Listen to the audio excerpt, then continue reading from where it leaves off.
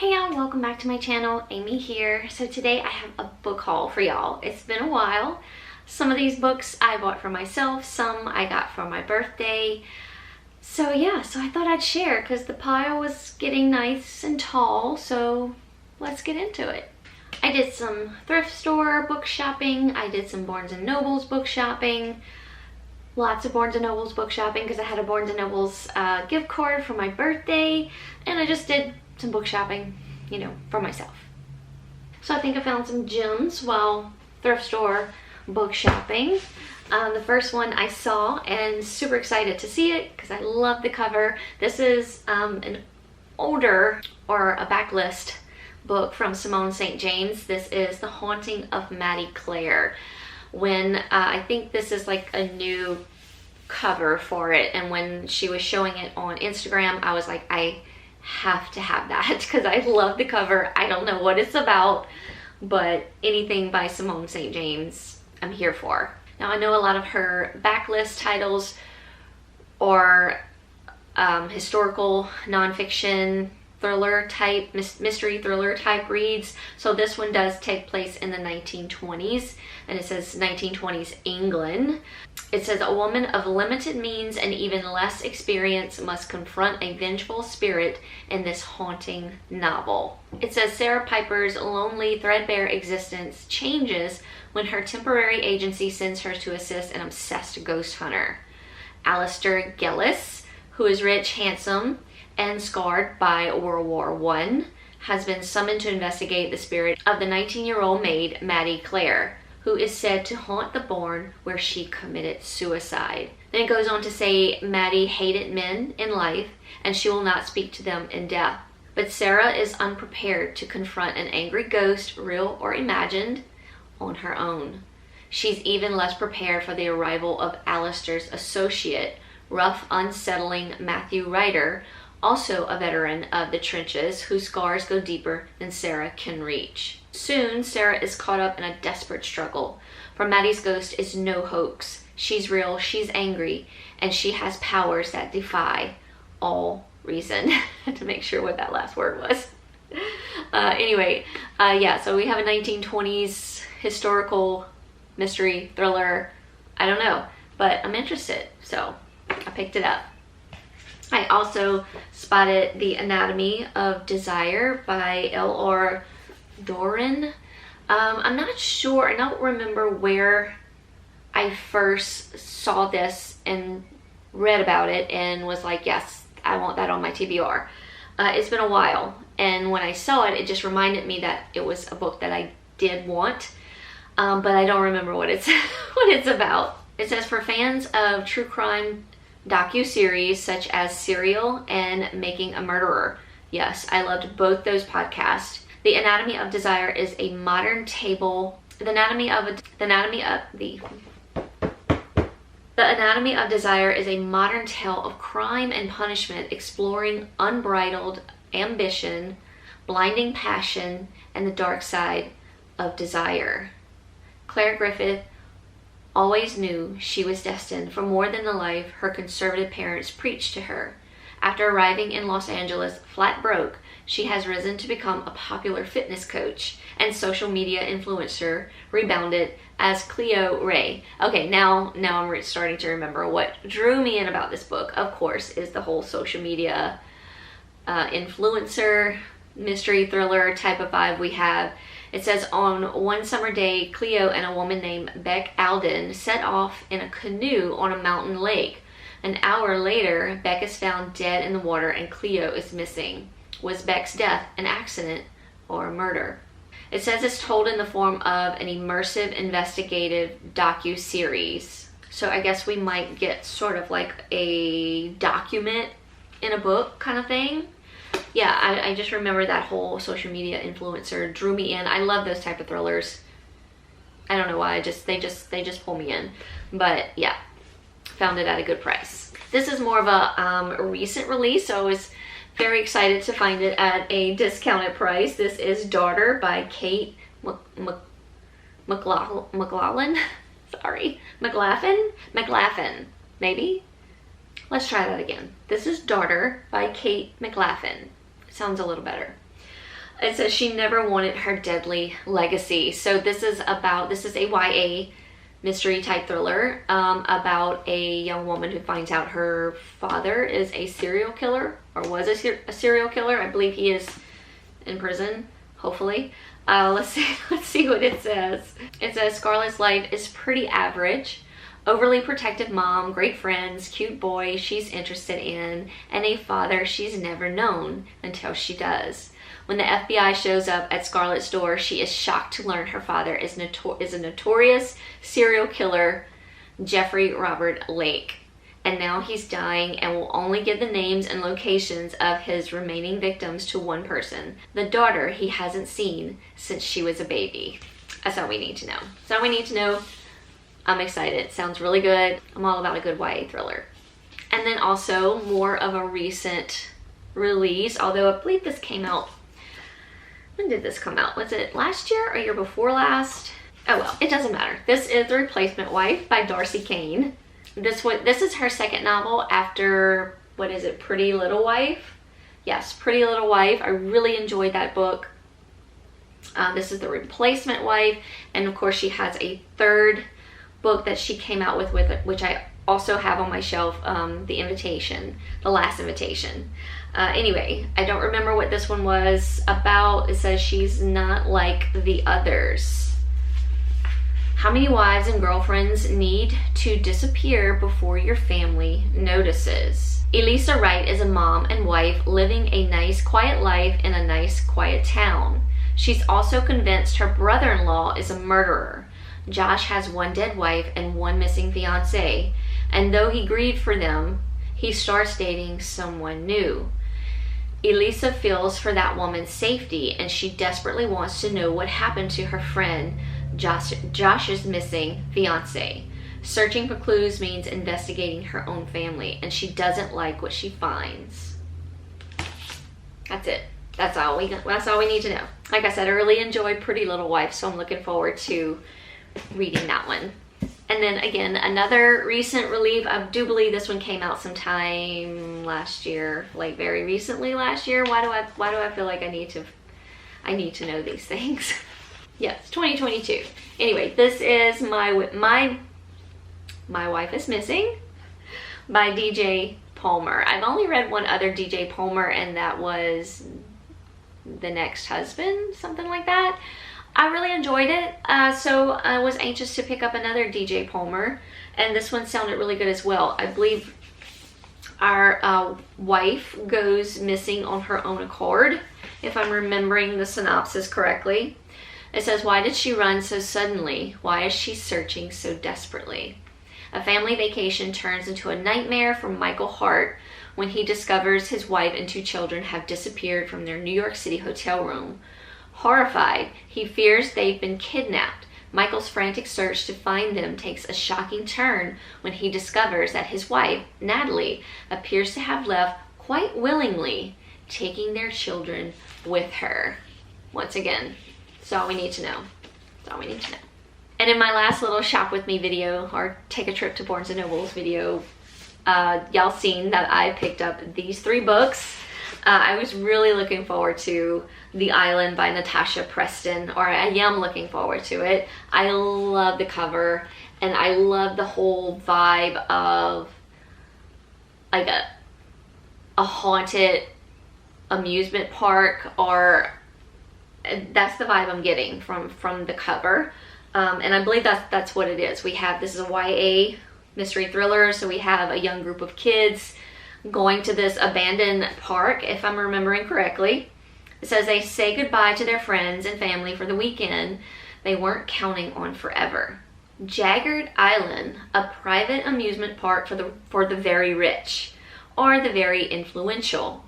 Liam, James, Will, Ava, Harper, and Paisley, social media influencers, here we are again, with millions of followers, have been invited for an exclusive weekend before the park opens. They'll create posts and videos for their channels and report every second of their VIP treatment. Okay, so it's not an abandoned park, but it looks like it is on the cover.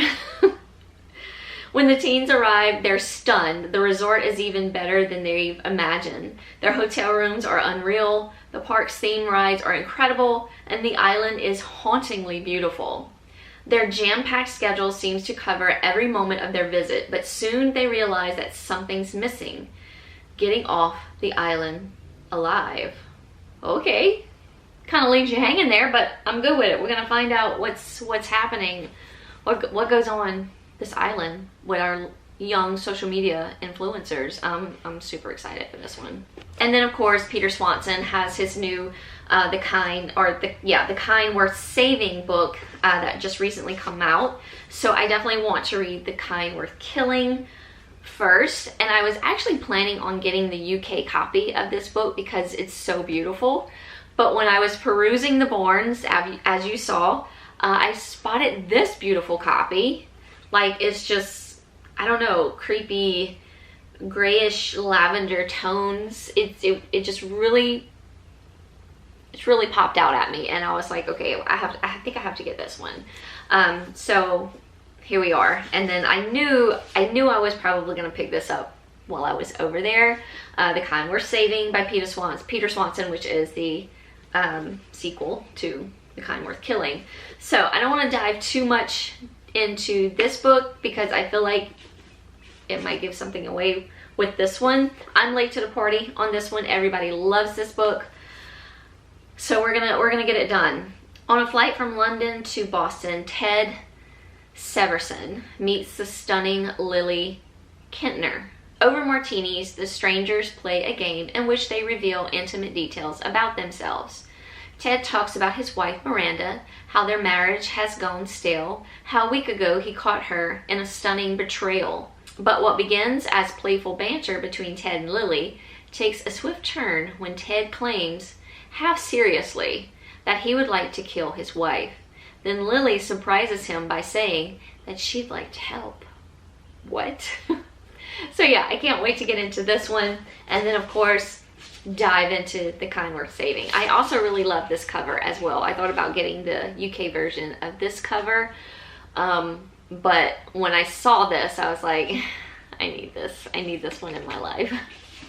And it says it's exclusive to Barnes & Noble. This is their edition.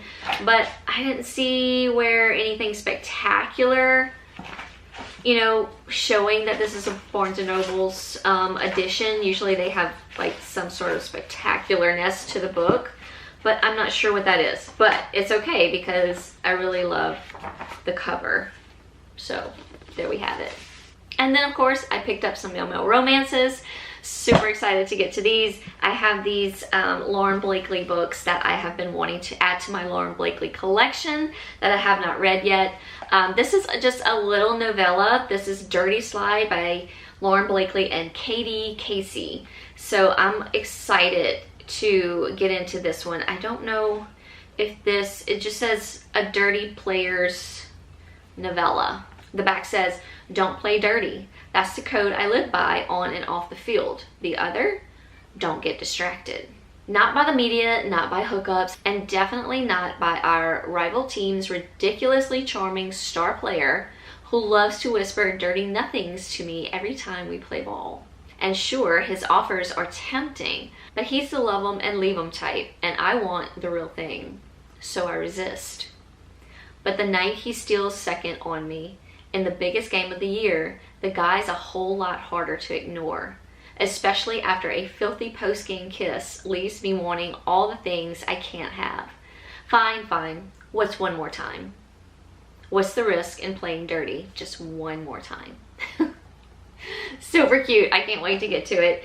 Lauren Blakely will be changing her name on her Mail romances to L. Blakely, just to kind of distinguish between the two. But these are still titled by Lauren Blakely. So here I have Turn Me On and A Very Filthy Game. I believe this is the sequel to The Boyfriend Comeback. This is the sequel to it, I think. It doesn't say in here, but I'm pretty sure it's the sequel. But you probably can read any of her books as a standalone, because usually, except for the Men of Summer series, that was about, you know, our couple that went through, their relationship went over 3 books. But I think you could read this one as a standalone, and possibly the comeback boyfriend, or the boyfriend comeback. I'm not positive.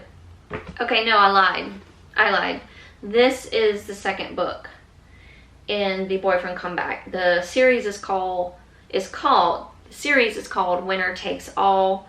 The boyfriend comeback is the first book, and then we have Turn Me On by Lauren Blakely as the second book. It does have some little novellas. There's a 0.5 before the boyfriend comeback. It's called The Boyfriend Kickoff. And then 1.5 novella, The Sexy Suit. So I will be looking into those. You can probably get those on Kindle Unlimited, I'm guessing. But let's see if it says that these can be read as a standalone. This one is between a sports agent and an athlete. Oh, okay, so in this one you meet the sexy suit. Well, you meet the sexy suit goes into this book. This is also confusing. So anyway, yeah, so you might want to read the little novellas if you want to get into the Winner Takes All series. It looks like there's going to be 5 books, 7 really altogether if you count the 2 novellas. I have a feeling you can probably read these as standalones, just because I think they're going to be different characters. Our previous characters may make an appearance in the books, but you know, I'll keep you posted. Anyway, Turn Me On is technically the second book in the Winner Takes All series by Lauren Blakely. So this one says the first rule of being an attorney is don't sleep with your clients. The second rule is, see the first rule. Those guidelines don't account for a man like Zane Archer. The major leaguer is all confident and big D energy as he swaggers into my life one night at a hotel bar, determined to spend the night with the sexy suit, as he calls me. I'm so damn tempted to say yes, especially when my new client devastates me with a scorching kiss that has me reconsidering all my life choices. The catch? If I tear up the rule book, my reputation as a lawyer to the most bankable stars in pro sports is on the line, including my new goal of striking the deal of a lifetime for him, one he desperately needs to take care of his family with. Instead, I fight like hell to stay professional as I work closely with the man I can't have. Oh yeah. And I'm like, it's like baseball season right now. I love baseball. Michael's a huge baseball fan, and baseball players are just so sexy. So this is just giving me like, I need to read this now vibes. Okay, and here we are again. This is also part of the Winner Takes All series. Man, I really need to do my homework before I start talking about these books. So this is actually book 3. This is book 2. Book 3, Boyfriend Comeback, is book 1. So I really need to get into those little novellas before I jump into this series, but it's something I definitely want to do soon. So this one says there's a fine line between lust and obsession. The invitation comes to me at work. I've just won one of the biggest games of my career when the when the enigmatic British billionaire lures me into his seductive world with the words, "Meet me in a private suite."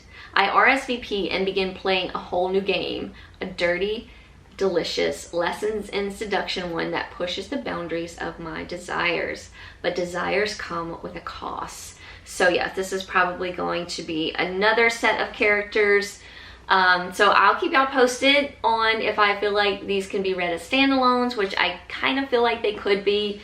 But yeah, so now I have the first 3 books. I just need to definitely read the novellas in between, or the 0.5 before I start them. That's how I like to do it anyway. I like to get it all in. I want to know everything about the series before I start it. And then for my birthday from K Webster, I received, I think, like a 20% off. I think it was a 20% off. Was it for my birthday? Or maybe it was just joining the, I don't remember what it was for, but I got this book 20% off. This is Briggs Ferry Bay. This is actually the entire series all together in one book. I was going to just get the first book, or maybe the first 2 books. I didn't realize that they had this until I saw it on her website. And look at this copy. I mean, the cover, I couldn't pass it up. I mean, it's giving me all the rainbow and Pride Month vibes. I couldn't spit it out. So this might be something I'm gonna tackle for Pride Month. Another great thing I like ordering from Kay Webster, from her website directly. You can get her books, I believe, on Amazon. But I like to support the authors and their small businesses if I can, you know. But she gives great swag, like great swag. Her pens are like the best. This is my third Kay Webster pen. Absolutely love it. It says Kay Webster's pens are the best. They truly are. I have a blue one, I have a green one, well, yeah, now I have a green one, I have a blue one and an orange one. Absolutely love them. And then you get like just great swag, like little stickers. This is like a sticker representing the series. I got a Kay Webster sticker this time around, so that's cute. I love, she also has some banned books in her store, and it's like in her collection of books. It says I read banned books. I'd really like to get into some of those as well. Some great bookmarks. This one is I love Male Male Romances, which I already have one up there, but I love a second one. And this one says I read what I want. That's what we're all about. Read what you want. It doesn't matter what it is. If you enjoy it, you read it. And then we get a wild romance card. I believe this is another one of her series that she writes. But yeah, all her books are really, really good. Very like taboo-ish. She writes a lot of forbidden romances as well. I love her stories. She hasn't failed me yet. But anyway, this is a Male Male Romance series. It says Briggs Ferry Bay is a steamy male male romance series. While each book can be read as a standalone, in order to get the full experience, they're best read in order. Enemies to lovers, friends to lovers, hurt to comfort, age gap romance, and so much more. Fall in love with the charming small town gay romances of Briggs Ferry Bay. So this big completed series includes The Sheriff's Secret, Kian's Focus, Callan's Atlas, and Leaf's Serenity. So I'm not really sure what each of these books are about, but stay tuned. I'll probably tackle this baby for Pride Month, and I'll keep you posted on what each story is about. And yeah, so absolutely love this book though. Love it, love it. If you're a male male romance lover, go check out Kay Webster's website. Great books. Even if, you know, even if you're a male female, I mean, whatever, if you're a big romance reader, she's got some great stories to tell. All right, that's it. That's all I've gotten over the last like couple months since my birthday. My birthday was March. We're almost to the end of April. So yeah, these have just been piling up, so I thought we'd go ahead and talk about them. I'm super excited about all of them. What are some books that you recently purchased? Let me know in the comments down below. Hope you're all doing well out there. Thank y'all so much for watching and sticking around while I took my little break. Hugs from me all around, and I'll see y'all very soon in a new video. Bye y'all.